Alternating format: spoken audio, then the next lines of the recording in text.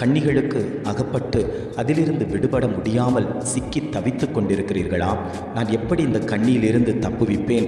நான் மாட்டிக்கொண்டிருக்கிறேனே, என்னுடைய வாழ்க்கை மாட்டிக்கொண்டிருக்கிறதே, என்னுடைய பொருளாதாரம் கண்ணியில் மாட்டப்பட்டு இருக்கிறதே, என்னுடைய வியாதி கண்ணியில் மாட்டப்பட்டு இருக்கிறதே, என்னுடைய வழக்கு விஷயங்கள் கண்ணியில் மாட்டப்பட்டு இருக்கிறதே, என் வேலை காரியங்கள் கண்ணியில் அகப்பட்டு கொண்டிருக்கிறதே.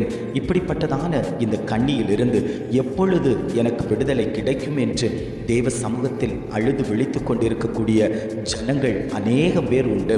ஆண்டவர் அந்த ஜனங்களை பார்த்து சொல்லுகிறார், நான் உங்களை இந்த கண்ணியிலிருந்து தப்புவிப்பேன் என்று ஆண்டவர் ஒவ்வொரு குடும்பத்தையும் பார்த்து ஆண்டவர் வாக்கு கொடுத்து கொண்டிருக்கிறார். கர்த்தர் உன்னை வேடனுடைய கண்ணிக்கும் பாழாக்கும் கொள்ளை நோய்க்கும் தப்புவிப்பார்.